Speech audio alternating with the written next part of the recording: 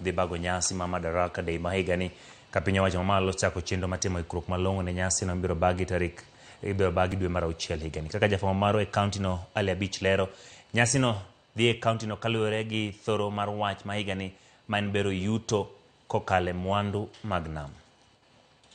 Tarik 1 dwe mar 6 higani alap tuke mar Raila Odinga manitie boma ma Homa Bay biro bedo kod welo mathoth e nyasi mar Madaraka Day ma higani ma bende biro telo gi jatend piny Kenya William Ruto ka en nyasi mokwongo ma piny owacho bago e kaunti ni. Jagoro mongirore e migawo mar arita Dr. Raymond Omolo manotelo ne jodito mamoko e piny owacho mamalo kod sirikand kaunti ng'eyo kit ikruok monego bed ni sirikal keto ne nyasi ma kamano. Okoni piny owacho ne ochano bago nyasi mar Mashujaa Day e kaunti ni higani, kata kamano lokruok obedo kendo nyasi ma Madaraka Day midhi bagi ka thoro mar wach nyasi no higani en bero yuto kokalo weche mag nam. We had initially planned to host Mashujaa Day in Homa Bay this year, but because of how the arrangements are, it has become necessary that we host Madaraka Day, which will be on the 1st of June. Interestingly, that will be a Sunday of 2025. This year's Madaraka Day celebrations will be around the blue economy and maritime.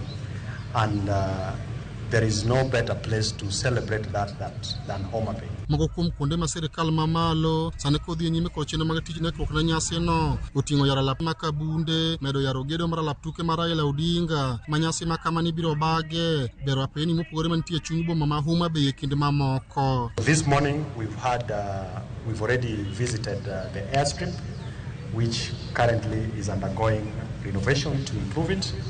We have visited the proposed headquarters of the county government of Homa Bay. We have visited a number of roads within Homa Bay town.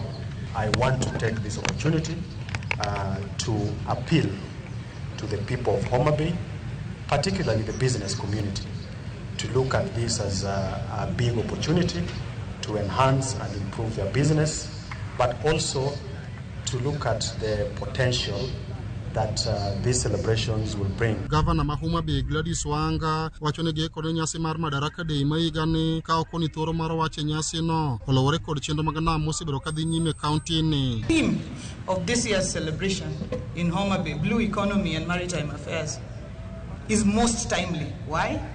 Because Homa Bay County hosts 80% of Kenya's Lake Victoria, and therefore a lot of the blue economy activities take place here in Homa Bay, and there is a huge potential to do much more with the lake, and we hope that we will have those conversations. I want to urge the technical team in charge of the preparations to hasten the preparations to make this a great success. As local leadership, we are going to do all that we can to make it memorable.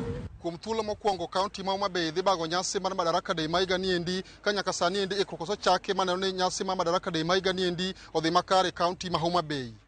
Ali Abich, Ramogi TV, Homa Bay.